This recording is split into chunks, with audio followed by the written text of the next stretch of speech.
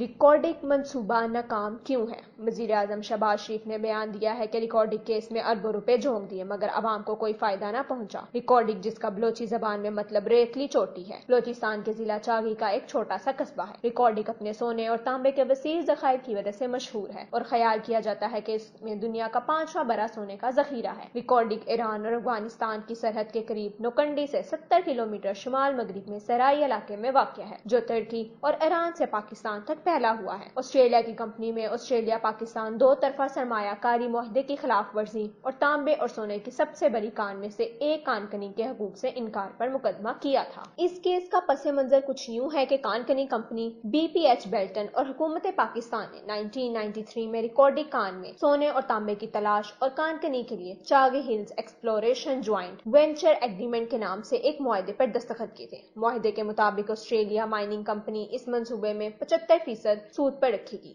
جبکہ پاکستان کے پاس بقیہ 25% حصہ باہمی سرمایہ کاری کی بنیاد پر اور 2% رائلٹی کے ساتھ ادا ہوگا۔ بعد ازاں اپریل 2000 میں کمپنی نے اپنی ذمہ داریاں ایک غیر معروف آسٹریلیا کی کمپنی مائنز ریسورسز کے حوالے کر دی، جسے کوپر کمپنی نے 2006 میں حاصل کیا تھا۔ 2011 کے فیصلے پر ٹی سی سی کو ریکارڈنگ پروجیکٹ کے لیے کان کنی کی لیز سے انکار کرنے کے بعد ISSID کے ایک بین الاقوامی ثالثی ٹریبیونل نے 12 جولائی 2019 کو پاکستان پر 6 بلین کا جرمانہ عائد کر دیا۔ جب اس معاہدے کی دو طرفہ خلاف ورزی ہوئی تو اس پر عمران خان نے بھی اقتدار میں ایک کمیشن تشکیل دیا تھا کہ اس کی وجوہات کی تحقیقات کی جائے۔ آخر پاکستان اس مشکل سے کیوں دوچار ہے؟ ماضی کے تمام حقائق کو دیکھتے ہوئے وزیر اعظم کا یہ اعلان صوبے کے سیاسی رہنماؤں کی تنقید کے بعد سامنے آیا، جنہوں نے ریکارڈنگ منصوبے کے موجزہ معاہدے پر تنقید کی تھی۔ حال ہی میں بلوچستان اسمبلی نے اسے منصوبے پر ایک قرارداد بھی منظور کی تھی۔ کہا گیا تھا کہ بلوچستان کے منتخب نمائندوں اور صوبائی حکومت کو شامل کیے بنا منصوبے کے مستقبل کے بارے میں کوئی معاہدہ قبول نہیں کیا گیا۔ قرارداد متفقہ طور پر اس وقت منظور کی گئی جب ایوان کو بتایا گیا کہ وفاقی حکومت بلوچستان حکومت اور اسمبلی کو اعتماد میں لیے بغیر تانبے اور سونے کی کان کنی کے معاہدے یا کسی بھی یادداشت پر دستخط نہیں کیے جائیں گے۔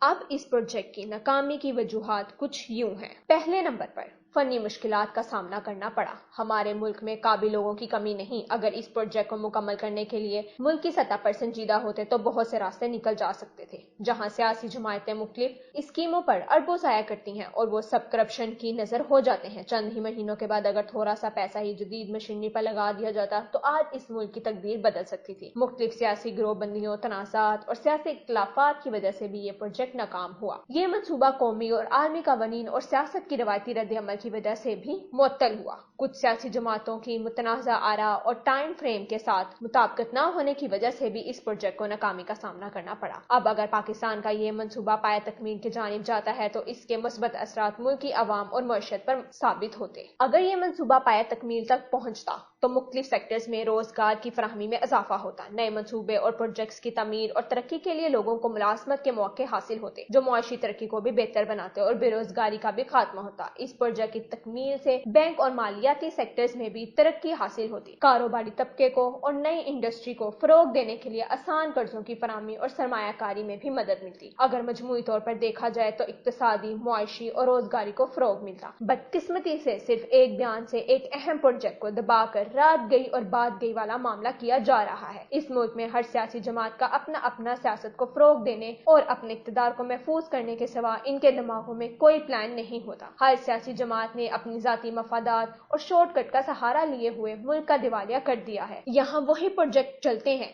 جن میں ان کے اپنے بینک بیلنس میں اضافہ ہو، کمیشن ملتا رہے۔ کوئی بھی سیاسی جماعت ملک و قوم کی بہتری کے لیے ایک صفحہ پر نہیں آنا چاہتی، جس کے نتائج ملک اور غریب عوام کو بھگتنا پڑ رہے ہیں۔